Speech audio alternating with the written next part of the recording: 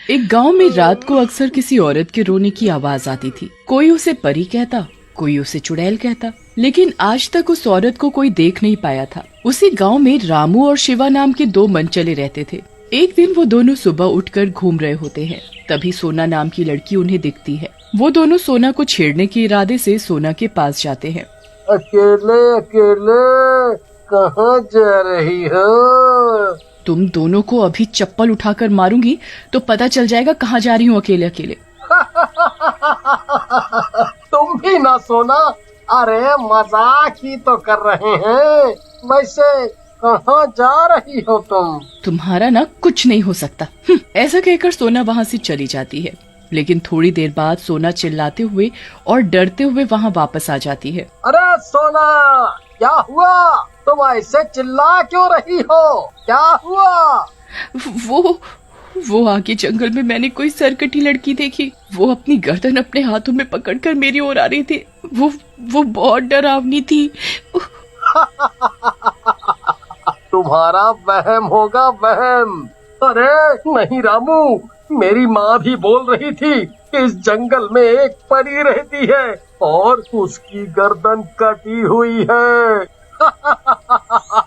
ऐसा कुछ नहीं है। तब तक सोना वहाँ से चली जाती है। ये लो, अभी तो डर रही थी, अब गायब हो गई यहाँ से। मैं तो कहता हूँ शिवा, क्यों ना एक बार जाकर देखें क्या बात है, और सच्चाई का पता लगाया जाए। तुम भी ना रामू भाई, मरवाने के लिए मैं ही मिला हूँ, मैं कहीं नहीं जाने का, चाहे कुछ भी हो जाए। अरे यार, मैं इसलिए कह रहा हूँ क्योंकि मैंने सुना है परियों के पास बहुत जादुई शक्तियाँ होती हैं। अगर वो खुश हो जाएं तो माला माल कर देती हैं। फिर इस तरह रामू शिवा को जंगल में जाने के लिए मना लेता है।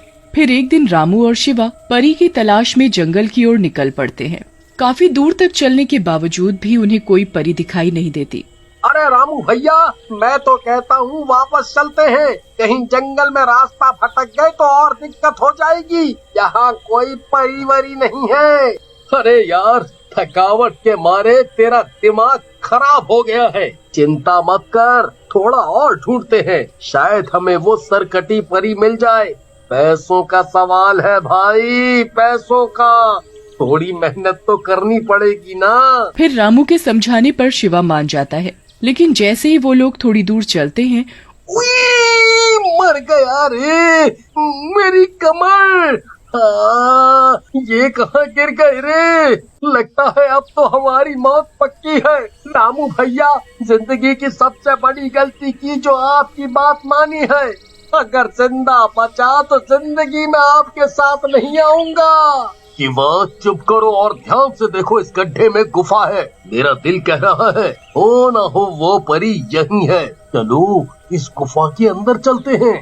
फिर रामू और शिवा गुफा के अंदर चले जाते हैं। जैसे ही वो गुफा में थोड़ा आगे जाते हैं, उन्हें एक परी दिखाई देती है जिसकी गर्दन कटी हुई होती है। उसने अपनी गर्दन को अपने हाथ में पकड़ा होता है और उसके पंख भी बुरी तरह से जले होते हैं। रामू और शिवा उसे देखकर छुप जाते हैं। तभी वहाँ एक तांत्रिक आता है। परी रानी, जब तक तुम मेरी बात नहीं मानोगी, ये गर्दन तुम्हें अपने हाथ में लेकर ही घूमनी पड़ेगी। मैंने तुम्हारी हर बात मानी है, मैंने तुम्हारी हर बात तो मानी है अब तक, लेकिन तुमने हर बार मुझे धोखा दिया है और मेरे पंख भी जला दिए हैं। मुझे चुड़ैल की तरह इतना बदसूरत कर दिया, अब मैं उड़ भी नहीं पा रही हूँ। मैं अपने परियों के लोग कैसे जाऊंगी? रामू से परी का रोना नहीं देखा जाता और वो शिवा के रोकने के बाद भी परी के पास पहुँच जाता है। आप ऐसे क्यों रो रही हैं? मैंने आपकी सारी बात सुन ली है, मैं आपकी मदद करूंगा। आप चिंता मत करो, मैं इस तांत्रिक को ठीक कर दूंगा। लगता है मेरा ही दिमाग खराब था जो मैं इसके साथ यहाँ आ गया। देखो तो कैसे चुड़ैल परी से बात कर रहा है। ये आज मरवा कर ही छोड़ेगा। यहाँ क्यों आए हो? चले जाओ, नहीं तो मैं तुम्हें यही मार डालूंगी। जाओ यहाँ से। आप कह रही हैं हम अभी चले जाते हैं? हमें आपके मामले से वैसे भी कोई लेना देना है क्या है? लेना देना कैसे नहीं है? इस परी को उस दुष्ट जादूगर तांत्रिक ने अपने पास बंदी बना रखा है और मैं इनकी मदद करके रहूंगा। रामू की बात सुनकर चुड़ैल परी का गुस्सा थोड़ा शांत हो जाता है और वो बोलती है, तुम मुझे अच्छे इंसान लगते हो, तुम दोनों यहाँ से चले जाओ। वो जादूगर बहुत ही शातिर है, अगर उसे पता चला तो वो हम तीनों को ही मार डालेगा। आप चिंता मत करो परी जी, वैसे तो हम दोनों आपके पास लालच के कारण आए थे, लेकिन आपको इस तरह देखकर हमसे रहा नहीं गया। हम आपकी मदद करेंगे। फिर परी उन दोनों को अपने बारे में बताने लगती है। दरअसल मैं परिदेश से आई थी, मैं धरती पर घूम रही थी। घूमते घूमते मैं इस जंगल में आ गई और इस तांत्रिक ने मुझे धोखे से अपनी बातों में फंसा लिया और मेरी छड़ी अपने कब्जे में ले ली। उस छड़ी में मेरी शक्तियाँ और मेरी जान है। बस उसी छड़ी की धमकी देकर वो मुझे डराता है, मुझे बचा लो। तभी तांत्रिक के आने की आहट होती है। रामू और शिवा छिप जाते हैं। कहाँ हो परी रानी? मैं कब से कह रहा हूँ मुझसे शादी कर लो, लेकिन तुम मानती ही नहीं। फालतू में ही इतने समय से अपनी ही गर्दन का वजन अपने हाथों से उठा रही हो।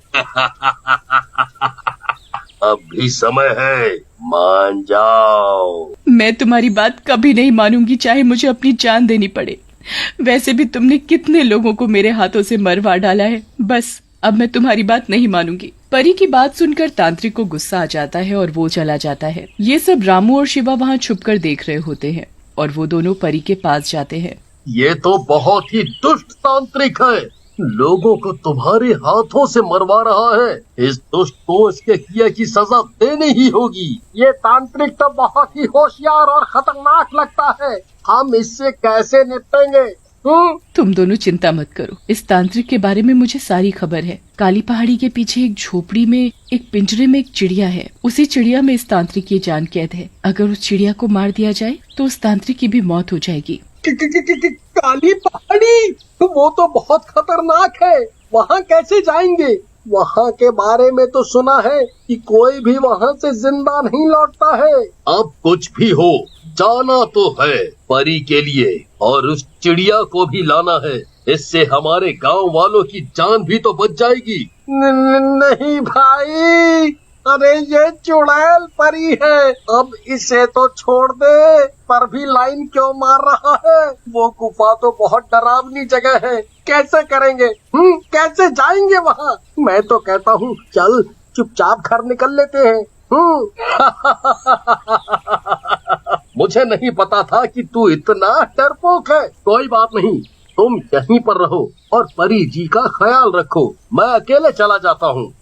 ऐसा कहकर रामू वहाँ से अकेले ही चला जाता है और शिवा परी के साथ ही रुक जाता है। अगले दिन तांत्रिक आता है, वो बहुत गुस्से में होता है। वो शिवा को परी के साथ देख लेता है। कौन है दुष्ट तू जो इस जगह पर आ गया? मैं तुझे जिंदा नहीं छोड़ूंगा। चुप करो, यूँ सांप की तरह क्यों फुंकार रहे हो? एक तो परी को तुमने कैदी बना रखा है और हमें ही गुस्सा करके दिखा रहे हो। तुम्हारी धोती खींच लूंगा मैं।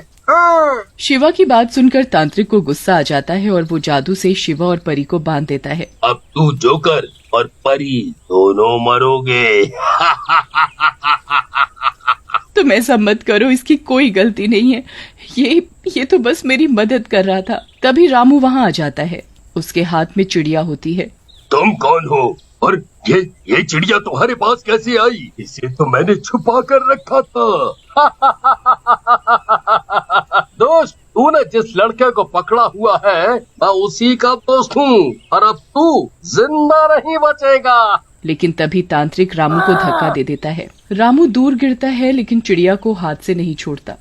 रामू, बातों में समय मत गवाओ, ये बहुत ही दुष्ट है, नहीं तो ये हम सबको मार डालेगा। मार दो इस चिड़िया को। परी की बात सुनकर रामू चिड़िया की गर्दन दबाने लगता है। चिड़िया की गर्दन दबते ही तांत्रिक भी तड़पने लगता है और बोलता है, परी, तूने ये ठीक नहीं किया। मेरी कमजोरी इन्हें बता दी, लेकिन मैं तुझे भी नहीं छोड़ूंगा। ये तूने क्या किया? अब मैं अपने लोग कैसे जाऊंगी? उधर चिड़िया की गर्दन टूटने की वजह से वो मर जाती है और तांत्रिक भी गिरकर तड़पने लगता है। मैं तो मर रहा हूँ, लेकिन अब तू भी इस पृथ्वी लोक पर रहेगी। ऐसा कहकर तांत्रिक मर जाता है। तांत्रिक के मरते ही उसका सारा जादू खत्म हो जाता है। परी चुड़ैल रूप से अपने असली परी वाले सुंदर रूप में आ जाती है। वो एक आम लड़की बन जाती है।